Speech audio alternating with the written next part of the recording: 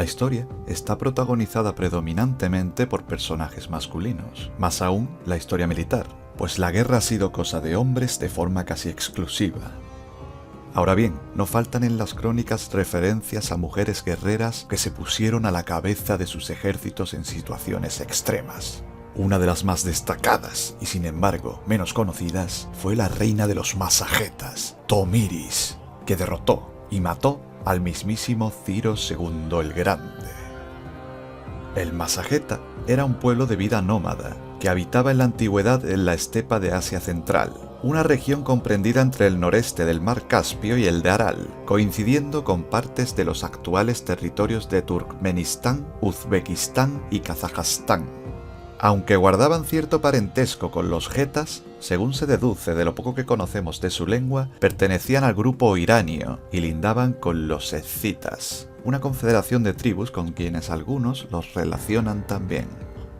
Como suele pasar con los pueblos del siglo VI a.C., es Heródoto, en sus 9 libros de la historia, la principal fuente de información, y quien señala las similitudes de los masagetas con los mencionados escitas en su dominio de la técnica ecuestre, de la lucha con arco y hacha de guerra, y del empleo de metales preciosos, como el oro y el bronce, en sus corazas, al no disponer de abundante hierro.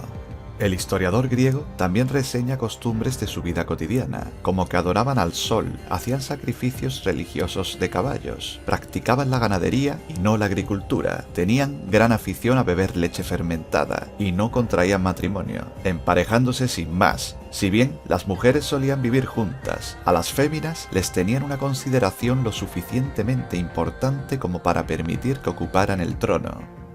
Esta condición del mundo femenino masageta, poco habitual en los tiempos antiguos, contribuyó sin duda a originar la leyenda de Tomiris acerca de su victoria sobre Ciro II, el rey aqueménida de Persia que forjó un imperio en el Próximo Oriente, el mayor de su época, que se mantuvo hasta su conquista por Alejandro y que finalmente falleció a manos de los masagetas.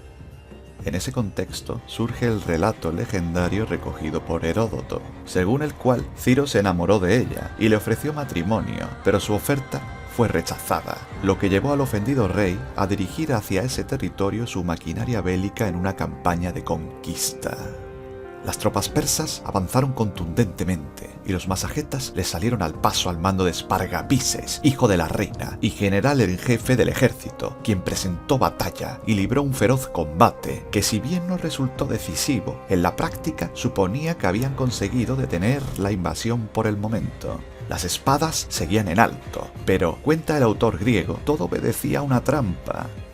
Sabiendo que sus enemigos no estaban acostumbrados a beber vino, los persas abandonaron sus tiendas y equipos dejando una abundante cantidad de esa bebida. Las crónicas de los sucesos describen las siguientes palabras de Ciro el Grande.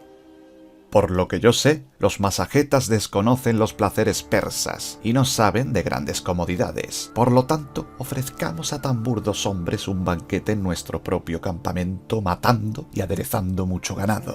Habrá que añadir un número de cráteras de vino puro y manjares de todas clases. Hecho esto, dejemos en el campamento las peores tropas y que el resto regrese a la orilla del río, porque, si no me engaño, ellos, al ver tantas cosas deliciosas, se abalanzarán sobre ellas y entonces nosotros tendremos oportunidad de conseguir grandes hazañas. Los soldados masagetas, ávidos de gloria, cayeron en la trampa como niños, emborrachándose como posesos, para festejar que habían logrado detener al poderoso ejército de Ciro. Este aprovechó la oportunidad para hacer una astuta y premeditada incursión, en la que los tomó por sorpresa, acabando con un tercio de los efectivos masagetas y capturando un gran número de prisioneros, entre ellos a Espargapises, el hijo de Tomiris. Su madre, indignada por el ardid, envió un correo a las filas enemigas, recriminando el engaño, exigiendo la liberación de su vástago y acusando a Ciro de ser un hombre insaciable de sangre, advirtiéndole con una de esas frases literarias que hacen historia. Tú, Ciro, insaciable de sangre, no te enorgullezca en absoluto de esta cosa ocurrida, con el fruto de la vid que también a ustedes los enloquece cuando abusan de él, hasta el punto de que al descender el vino por sus cuerpos los hace soltar sandeces. Con este veneno has engañado y vencido a mi hijo, y no en una batalla, por la fuerza. Atiende ahora mis palabras, puesto que te doy un consejo excelente. Devuélveme a mi hijo y retírate incólume de nuestro país, después que has injuriado a 1/3 del ejército de los masagetas. Si no lo haces, te juro por el dios del sol, el señor de los masagetas, que te hartaré de sangre a ti, el insaciable.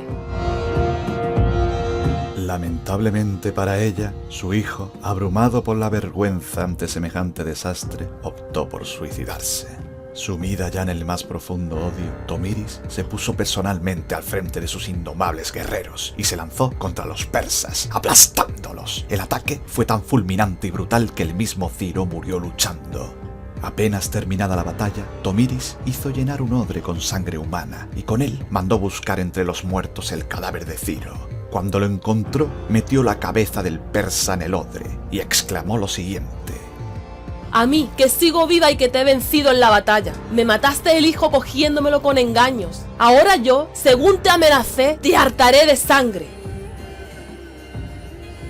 Así lo cuenta Heródoto, aunque también cronistas como Estrabón, Polieno, Casiodoro o Jordanes, entre otros muchos, explican que Ciro el Grande murió intentando conquistar a los masagetas, probablemente entre los años 559 y 530 a.C. Jenofonte, en cambio, dice que no murió en el frente, sino en la cama. Lo cierto es que no se tiene seguridad sobre cómo fue su verdadero final.